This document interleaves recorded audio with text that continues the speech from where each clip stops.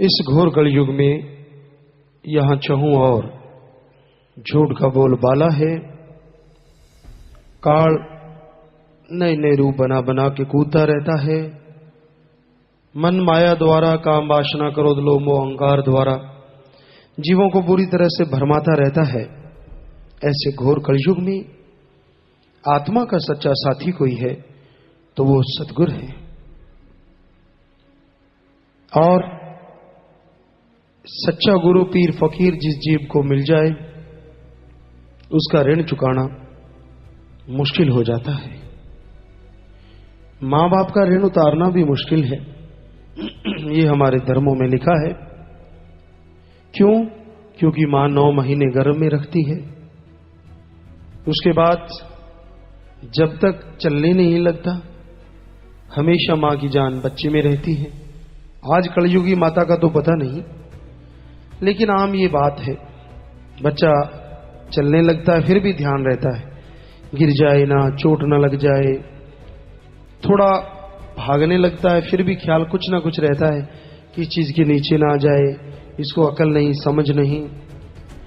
तो बच्चा और बड़ा हो जाता, और बड़ा हो जाता, और बड़ा हो जाता। और जैसे जैसे बच्चा बड़ा होता है मां का ध्यान हट जाता है। प्यार वैसे रहता है लेकिन वो ध्यान, वो ख्याल हट जाता है।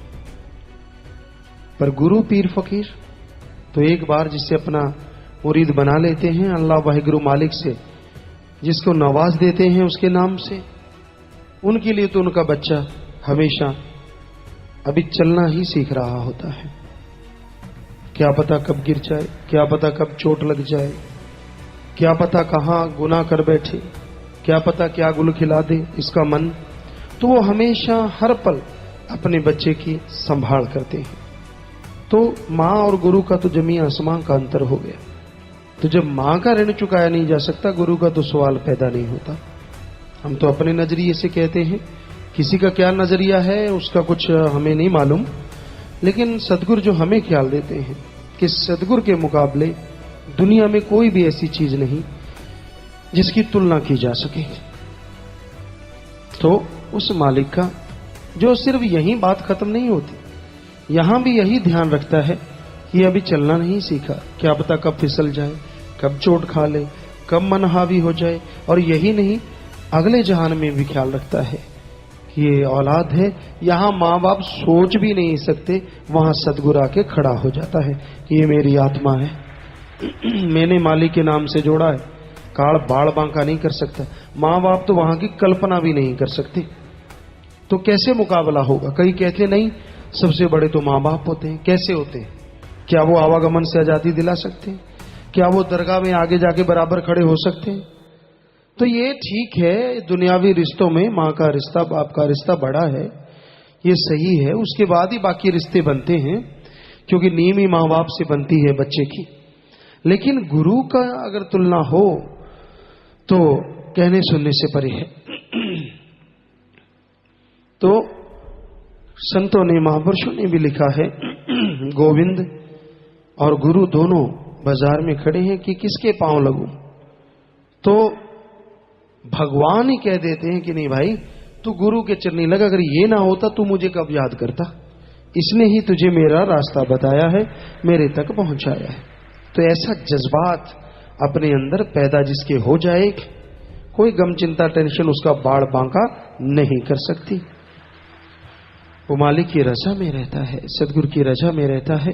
उसे कोई कमी नहीं आने देता सदगुरु। जब आदमी का मन हरामी हो जाता है, तरह तरह की बातें करनी शुरू कर देता है, ये नहीं तो वो करूंगा, वो नहीं तो ये करूंगा, टाइम पीरियड रख देता है, शर्त रख देता है, अजीबोगरीब शर्तें होती हैं।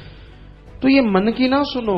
मन तो बड़ी जालिम शक्ति है, ऐसी जगह गिराएगा यहां से आप निकल नहीं पाओगे। चाह के भी वो जिंदगी नहीं मिलेगी जो मालिक के प्यार मोहब्बत से रंगी होती है। अगर मन के हाथों मजबूर हो गए, अगर मन के हाथों चलने लग गए, सो मन से लड़ना है। भाग्यशाली वो हैं जिनको पीर फकीर बता देते हैं कि मन से लड़ो भाई। सुमन के दरमियान दर्शन देखिए, किसी बात पे, सत्संग में जिस जीव को समझ आते, जैसे अब बोले जा रहे हैं, जिस बहुते हैं ऐसे जिनको नहीं समझ आते, बहुते हैं जो अपने मन के चोट मारते हैं, ओए तुझे कहा जा रहा सुधर जा, नहीं सुधार के छोड़ूंगा। तो वो भागों वाला जीव बन गया, क्योंकि उसने लड़ना शुरू कर दिया मन से। कई मन के हाथों ढीठ होते हैं, क्या है, रोज ही वचन होते हैं। पहले कोई असर हुआ ना, मन कहते ना, आप ही कहते असर हुआ, आप ही कहते ना, अब क्या हो जाएगा, नहीं होगा। मन ही जवाब देता है, मन ही सवाल करता है, और ऐसे लोग ढीठ हो जाते हैं।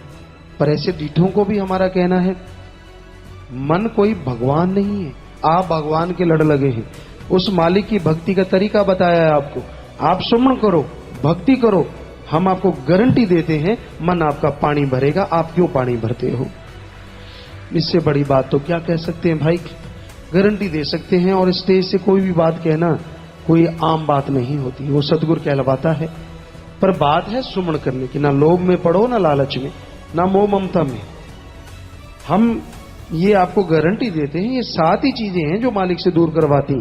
काम वासना, या तो कोई कामी कीड़ा है, उसकी कामी इच्छा पूरी नहीं होती, या क्रोध, क्रोध में चढ़ा रहता है सवार, या लोभ लालच के चक्कर में, या कोई मोह ममता, बेटा बेटी बहू किसी का मोह ममता इतनी पड़ी है कि हद से ज्यादा, या फिर अहंकार है, खुदी, मैं कुछ हूं, मैं क्या कम हूं, मैं ये हूं, मैं वो हूं, मैं फला हूं। अरे राख बन जाएगा, मिट्टी के पुतले, किस बात का अहंकार। पर ना जी, हर समय आकड़ के। या फिर मन अंदर ही अंदर सूक्ष्म अहंकार, नहीं नहीं वैसे तो आप भक्त बन के रहते हैं, अपने को आता सब कुछ है। ये मन का सूक्ष्म अहंकार किसी किसी को नहीं है, किसी को ज्ञान देके, किसी को पैसा देके, किसी को कोई ख्याल देके मन गुमराह करता रहता है। और फिर माया। तो ये 7 ऐसे हैं जो सतगुरु से दूर करवाते हैं। और इनसे बचने का एकमात्र उपाय सुमरन सेवा ही है।